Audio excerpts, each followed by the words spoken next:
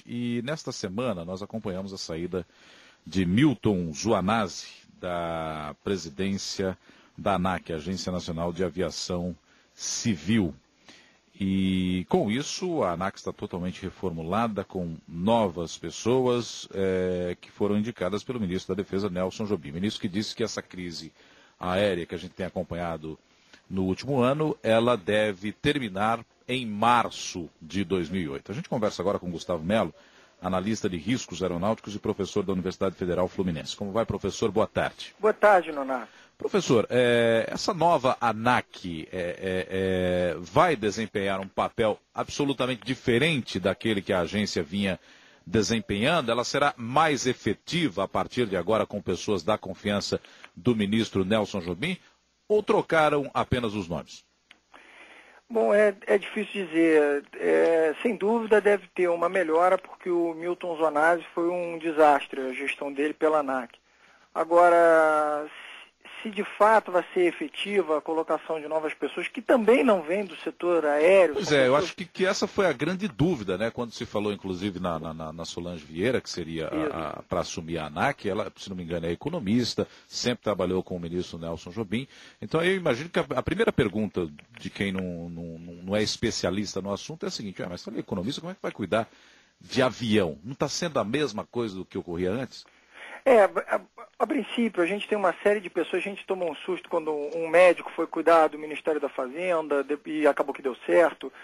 Alguém não médico foi para a saúde? O não médico foi para a saúde também, fez um bom governo. A administração da Solange Vieira, a gente já conhece, é muito boa. Agora, se isso vai se tornar efetivo, já é um problema para a gente analisar mais na frente, porque a gente nunca viu ela lidar com a aviação civil, né? Agora, a respeito do desafio que ela vai enfrentar, é muito grande também. Embora seja uma pessoa supostamente competente para atuar na ANAC, a gente tem que esperar para ver, porque ela vai enfrentar desafios graves. Por exemplo, quais são, hein? O ministro Nelson Jobim veio já anunciar que houve quando ele entrou no ministério, disse que iria ter reuniões, chamou as empresas aéreas regionais para conversar, chamou as empresas, a Gol, a TAM e tal, e não meses depois, um mês depois, ele já estava dizendo que ia ter uma reformulação da malha e que isso foi feito. Inclusive, o discurso também foi seguido pelo Zuanazzi, que disse: reformulamos a malha. Ontem, a gente teve um problema sério meteorológico em São Paulo, né? Uma tempestade tropical, com ventos fortes, caindo diversas árvores, pessoas morreram em Campinas e tudo mais. E aí, sem dúvida, os aeroportos de São Paulo foram afetados. E uma das desculpas que a gente teve para os atrasos, que não foram poucos, né? A gente teve 20% aproximadamente, em números redondos, 20% de atraso e 20% de cancelamentos dos voos de ontem, né? Quase metade dos voos tiveram problema. E isso já indica que, quando a gente tem um problema em São Paulo, a gente tem um problema na malha. A malha está completamente integrada. E isso é um dos problemas, um desafio que ela vai enfrentar. Ou seja, a malha está extremamente integrada. O hub São Paulo continua. O que é o hub? É o ponto de distribuição, né, de conexões. E então ela vai ter que conseguir desatar esse nó que foi criado pelo duopólio aí, né, que a gente vê de Gol e TAM, que concentram os voos em São Paulo, com as conexões em São Paulo. Então a gente tem um problema em São Paulo, a gente afeta toda a malha aérea do país. Então o Rio de Janeiro ontem, que estava com tempo, choveu e tal, mas nada que afetasse o aeroporto Tom Jobim de fechá-lo, e a gente enfrentou diversos atrasos. Uma das desculpas que foi dada foi o mau tempo em São Paulo. E isso já indica que, quando o governo veio com o discurso de que reformulou a malha, que a ANAC atuou, etc., o próprio Nelson Jobim falou isso também, isso não é verdade. A gente está observando que os problemas continuam os mesmos. Agora, quando a gente acompanha todo esse problema, que como o senhor disse, choveu mais forte em São Paulo, já começa a apresentar problemas e isso se espalha por todo o país. Até algum tempo atrás a gente não tinha isso. Essa explosão de problemas agora, Era algo que já se anunciava anteriormente e faltou aí uma correção de rumo, professor Gustavo? Não. A exemplo do que a gente vê em toda a infraestrutura do país... Antigamente podia chover que a situação continuava a mesma, né? Os aviões voavam. Então. É verdade. A gente não tinha uma malha tão integrada como tem hoje, a gente não tinha os problemas. Agora, houve, sem dúvida, você está coberto de razão quando a gente... Imagina aí a infraestrutura do país, falar de transporte, de energia elétrica, do que for, faltou investimento, faltou planejamento industrial, que, aliás, esse é outro erro do ministro Nelson Jobim, que, a princípio, a gente imaginava que fosse mudar alguma coisa. O que está acontecendo é o seguinte: falta deste governo chamar o BNDES, chamar as empresas aéreas, tentar formar uma política industrial para o setor com financiamento de longo prazo, para reformular a frota, para aumentar a frota, até porque a malha completamente integrada com Gol e TAM, com os poucos aviões que eles têm, um tem uma frota de 100 e poucos aviões, outro tem de 70 aviões, são poucos para atender o Brasil inteiro, um país continental como o nosso. A gente precisa também ter o apoio às empresas menores para que elas possam competir nesse setor.